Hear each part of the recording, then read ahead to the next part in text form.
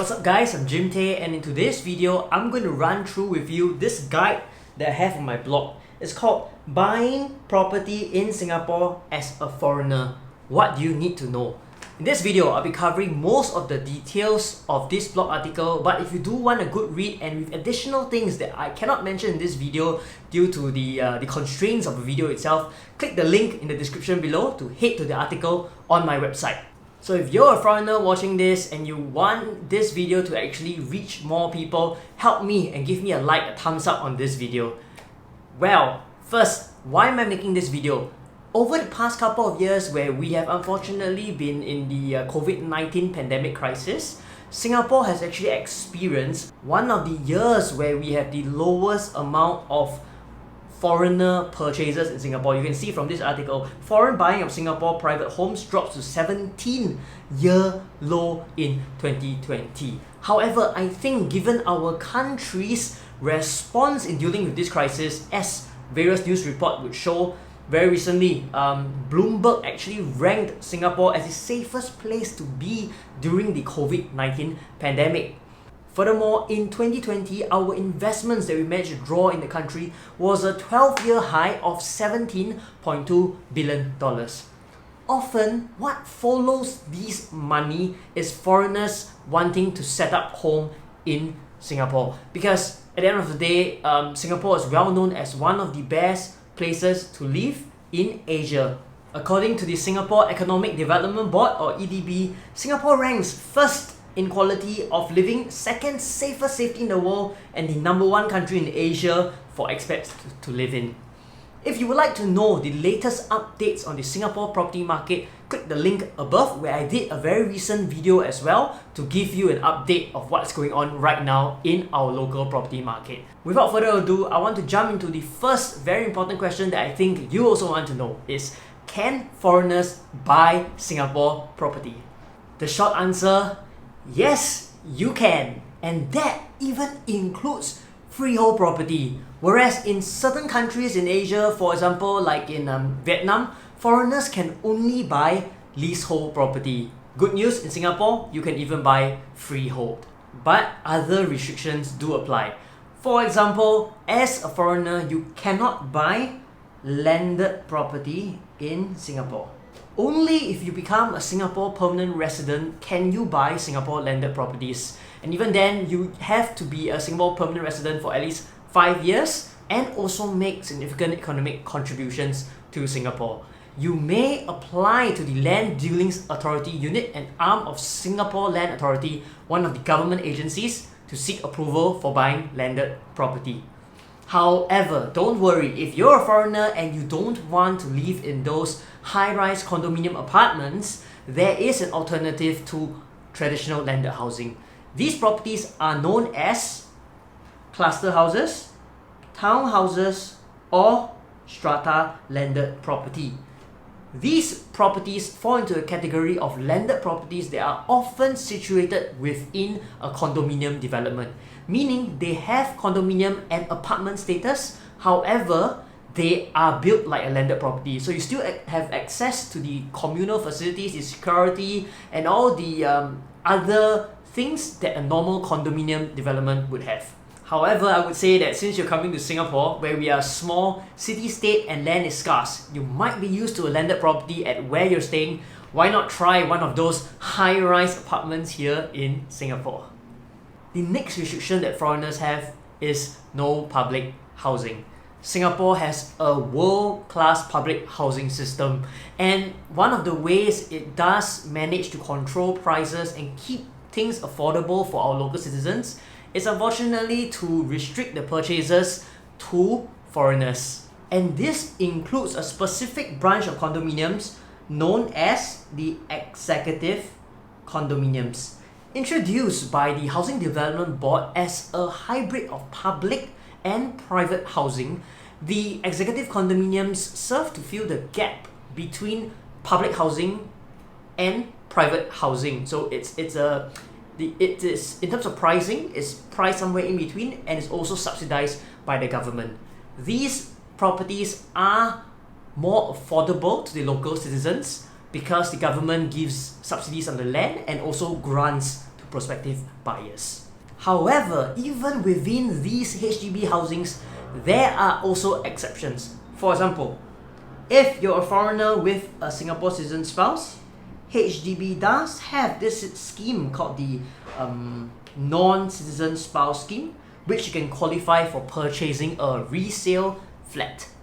Or for executive condominiums, once the executive condo is 10 years old from completion, it becomes fully privatized and eligible for foreigners to purchase. Or in other words, an executive condominium becomes like a private condominium after 10 years following its completion.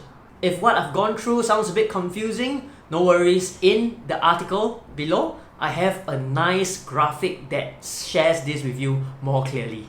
Moving on, what are the costs involved in a property purchase? Specifically, property taxes. There are two different types of property taxes which I'll be going through here. The first are stamp duties, which are payable when there is a transfer of ownership in the property.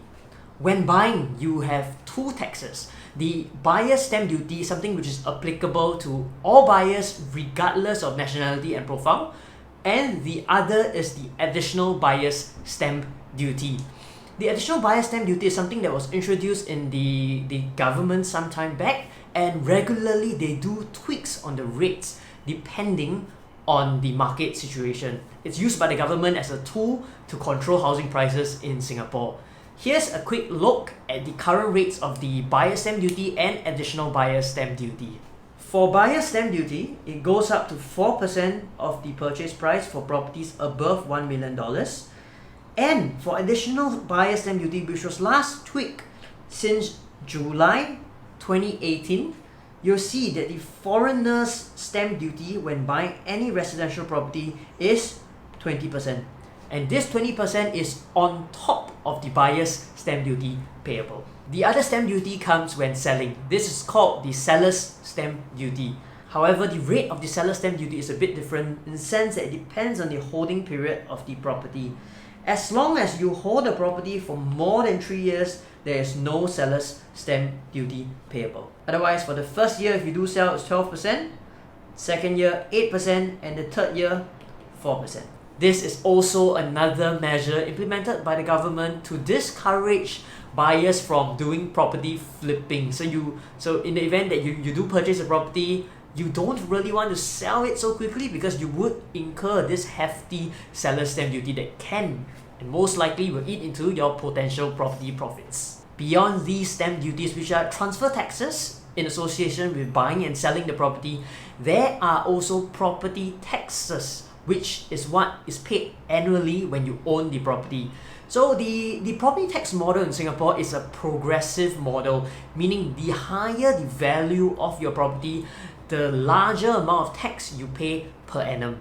And this is based on what IRAS, the Inland Revenue Authority of Singapore, the tax body of Singapore, so to speak, calls the annual value.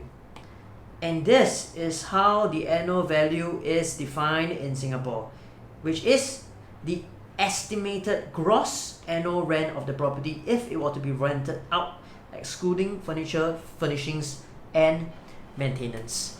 The property tax is then a percentage based on this annual value figure given by RIs. 4%, 6%, 8%, all the way up to 16% depending on the annual value of your property. This property tax is calculated on an annual basis and usually paid at the start of the year. However, if the property isn't one for own occupation and it's in fact an investment or rental property, a different set of rates apply. As you can see, these rates are much higher, where it starts from 10% and goes up to 20%.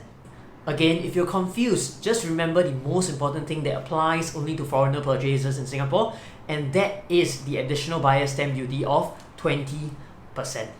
If you're creative and thinking of using a company to actually purchase properties in Singapore, sorry to say our government has also closed that loophole where if an entity were to purchase properties, the tax is even higher at 25%. Good news is, at least in Singapore, we do not have any capital gains tax. So now that you've got a fair idea of what you can buy as a foreigner in Singapore, as well as the property taxes involved, I want to head outdoors right now to give you a quick overview on three locations that I've selected personally as the favorite expat locations in Singapore. Let's head outside. So here I am. Guess where is this place? It's the first location that I want to share with you, and it's one of the most famous locations in Singapore, very arguably. Look, behind me, the sign, Orchard Road.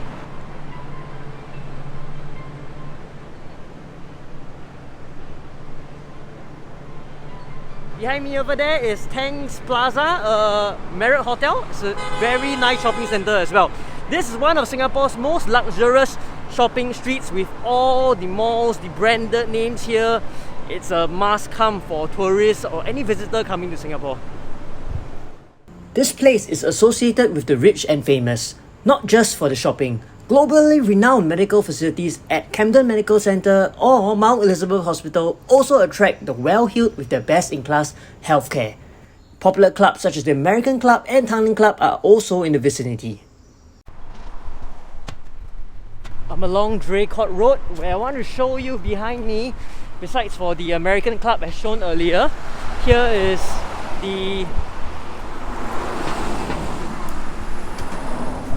it's the Tanglin Club, if you didn't catch that. And something very interesting, like it's also a sign that foreigners are really looking to put their money into Singapore properties. Behind me as well, besides for the Tanglin Club, over here, Tanglin Club, you see there's this building, this brown building. A lot of greenery, plants outside the window. Take a closer look. This is a building that recently this year, the entire building was bought up by one buyer. Yes, just one buyer, and the per square foot price almost 5,000 PSF.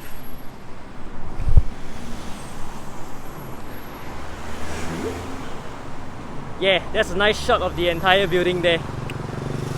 And if you carry along Draycott Drive, you get to Draycott Park, and then you will see behind me is one of the famous primary schools in this area, Raffles Girls Primary School. But beyond that, I want to share with you the first property, the new property that you can buy in this area if this is the type of area you're looking to live in or invest in Singapore. You see the building with all the squares, this one, yes, it's called Novell 18. Unsurprisingly, prices of property here are some of the most expensive in Singapore, with the Mark @ Patterson Hill in 2011 sold at 6,840 per square feet till today stands as the highest per square feet record in our country. I'm walking away now from the main Orchard Road. You see, the Orchard Road area has many malls, it's very lively. However, most of the condos are actually located alongside roads that are close to Orchard Road, providing easy access to the bustling shopping street. One such place is behind me right now. Take a look. Cairnhill Road. Yeah, Cairnhill Road. Cairnhill Road is home to many luxurious condominiums. And another new one that's coming up soon that you might want to consider is Clim Cairnhill. Now, I'm going to head over to the next location that I'm going to share with you in this video, River Valley.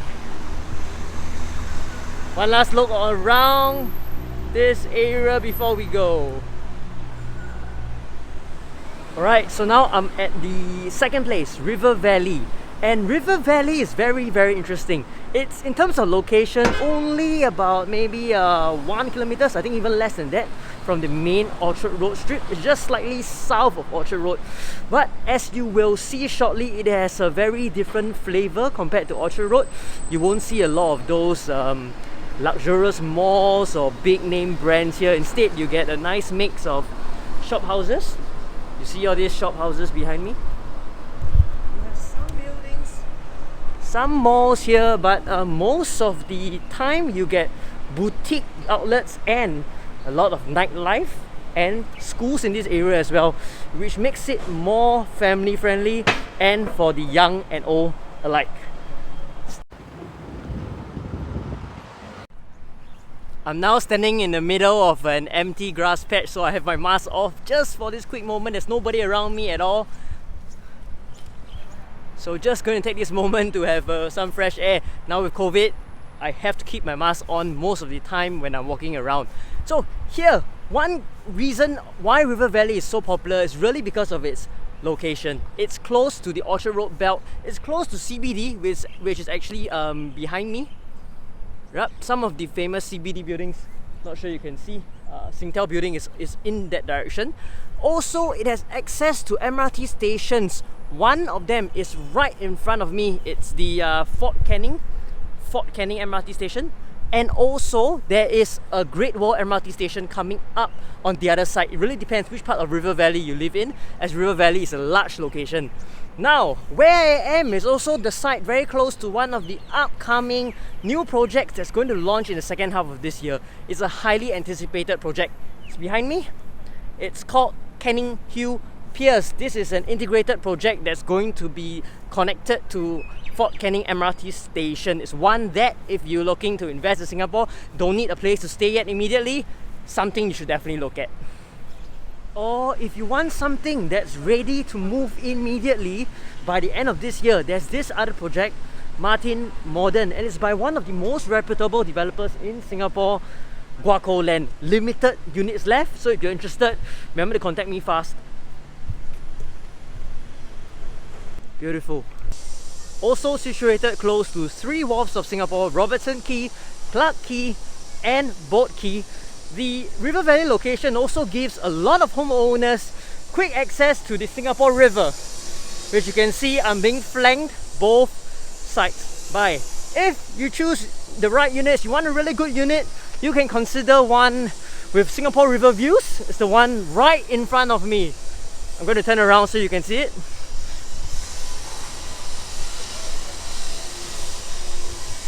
Yes, it's a development called Riviere. You can see one of the key selling points is being the only new development by the Singapore River. Now, if you are a freehold lover, there's one more project I need to show you in River Valley.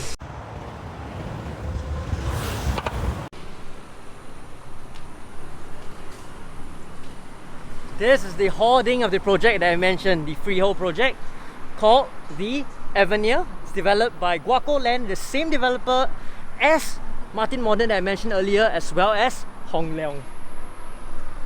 Okay, it's getting dark. I'm going to head over to Robertson Quay to show you some sneak peeks of the nightlife here at River Valley.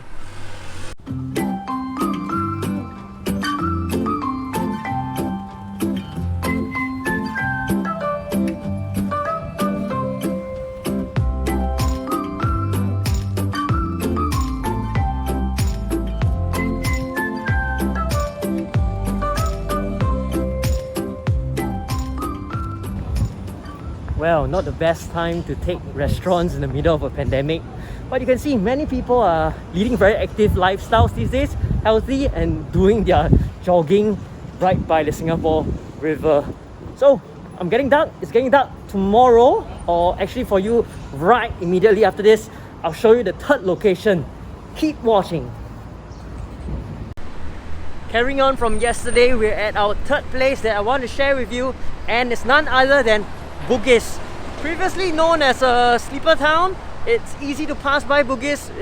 People associate Bugis with Kampong Glam, one of our ethnic historic estates and areas popular with visitors as well. But in the last 6 to 7 years, there has been many transformations in Bugis that has made this place into a vibrant area that it is today, hotly in demand by both people looking for property for own stay and for investment. There's so many things to show, but let's get started quickly.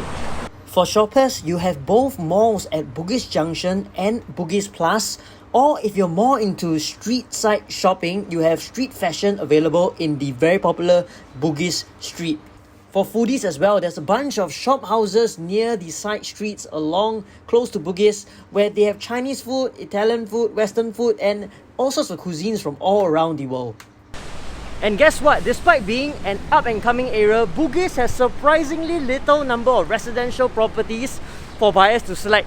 In fact, where I'm standing at right now, around the junction of Beach Road, I can actually show you 3 of the properties that foreigners can buy here in the Bugis area. The first, if you're looking for something brand new. Actually not really brand new. If you're looking for the luxurious selection, one of the properties that I shared earlier is South Beach. You can see behind me.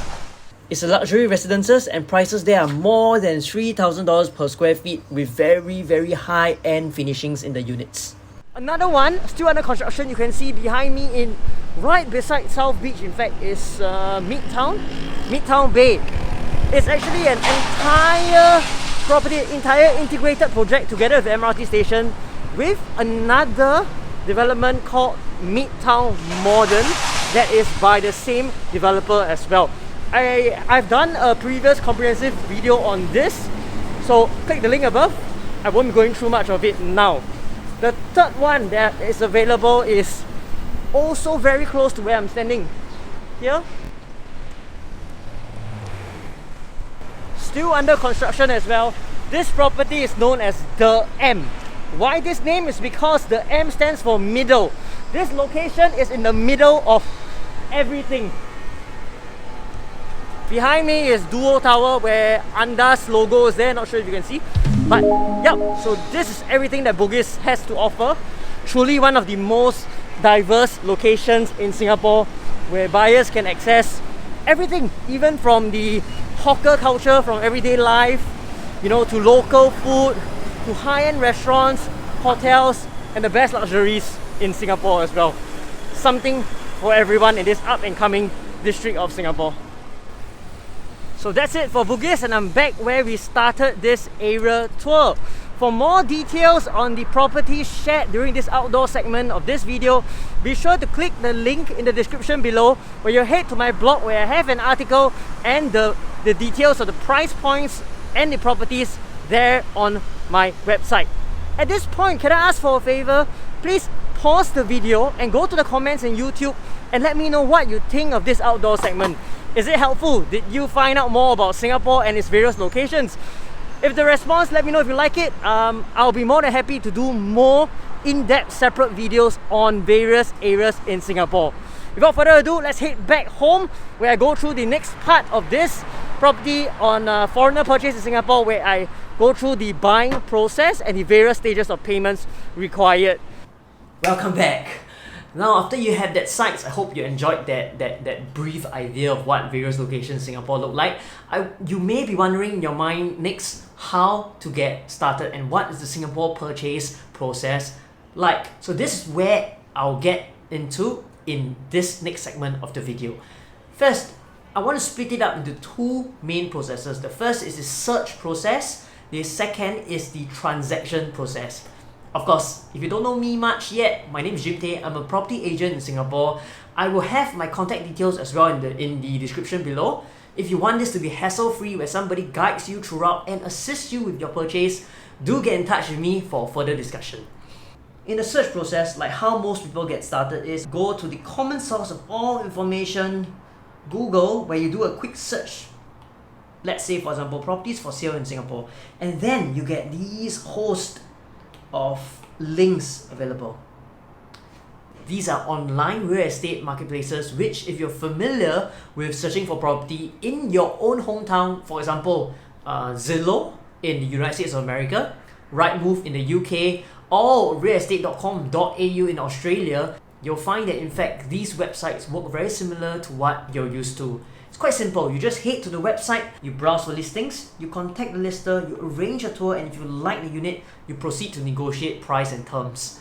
On the other hand, if you're the type that enjoy walking into brokerage outlets, shops where they have those those posters, those listings pasted on the walls facing the street, you'll be surprised that you can't find any of that in Singapore. It's not common here. Everything here is mostly done online in terms of the marketing activities for the sales listings. Then after you've found that property and agreed terms, you have to go through the transaction process. Let me explain to you how the transaction process works, what payments you need, and when you need them. There are two main types of different transaction processes in Singapore depending on the type of property you are buying. The first is the new build transaction process.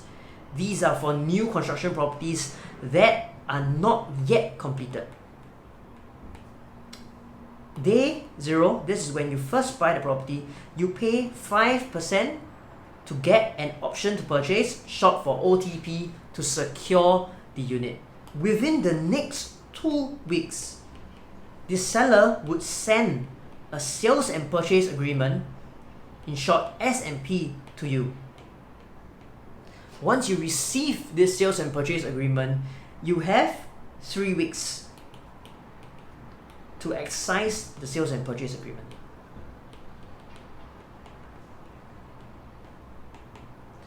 Exercising the sales and purchase agreement means that you have confirmed to buy this property. The option gives you the right to purchase, and when you exercise, you confirm the purchase. Within 2 weeks of exercising,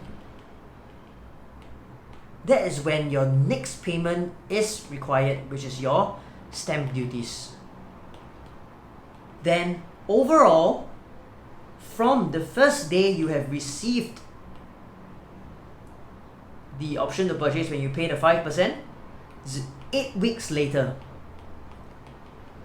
is when you pay the remaining sum of 15%. That is your initial down payment amount, totaling 15%, 5%, and the stamp duties required. That is the completion of the new launch purchase process, following which it really depends on the stage of completion of the build. So in Singapore, it works on a progressive payment scheme, which means that as the property builds up, then you start paying more for your property. Let me show you how it works in the table. On the left column, these are the milestones. So most of the time, depending when you purchase, if it's right when the property starts selling, maybe they haven't done the foundation yet, so this 10% isn't called. But when they actually complete the foundation, which could be 6 months to even 1 year down the road, the developer would make a request for this foundation 10% payment to be made. So on and so forth. As the reinforced concrete framework of the units complete, another 10% would be made payable. When the partition walls of units complete, another 5%, all the way until the temporary occupation permit, where you have the next largest segment of payment to be made, 25%. That is also when you can collect your keys.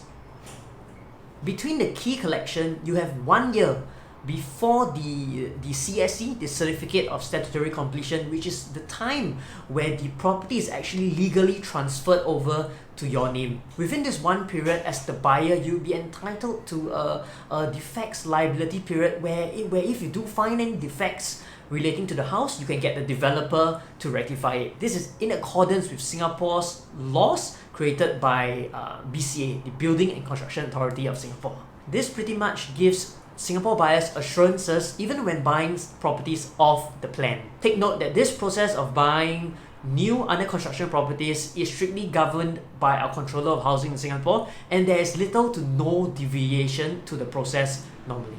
The second transaction process, of course, would pertain to completed properties. So once a property is completed and the title is officially transferred to a private owner, or it can be even the original developer if the property still remains unsold until completion, the sale becomes like a private treaty where terms become much negotiable. So what I'll be sharing with you is the market practice and the usual terms that buyers and sellers usually enter into in such a purchase. Similarly, at day 0, buyers will pay 1% to get the option to purchase from the seller. Then the norm is that it is 14 days period for the buyer to exercise.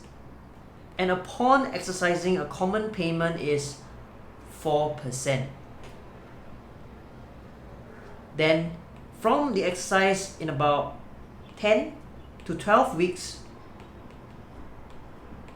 the rest of the payment is made. And then immediately, because it's a completed property, you can collect the keys. Sorry, I missed out stamp duty, which is also payable 2 weeks after you exercise. Now, this is just a very general guideline and it can be negotiated. Some buyers can give more deposit up to 5, even 10% I've done before in my own deals, and the option period from 14 days can be even years. It really depends on what are the agreed terms. Just make sure all these are captured in black and white. Whether in a buy or sell transaction, you'll need to engage a property lawyer who will manage the process for you, do relevant checks on the sellers to ensure that the property is free from any encumbrances and that it legally can be sold to you. Above all, the lawyer will assist in the transfer of the property title to your name. In terms of the legal fees, it typically costs about 0.3% of the property price. So that's a wrap for this video, and I hope that if you're a foreigner watching this, it has given you a good idea of what you need to know when buying properties in Singapore. Also, head over to the link in the description where it goes to the blog article, and I have much more information there, including frequently asked questions, which I think are really helpful. Once again, my name is Jim Tay. Leave a comment in the comment box below if there's anything further that you would like to ask that I've not yet addressed in this video. Hit the subscribe button. Again, remember to like this video, and I'll see you next time.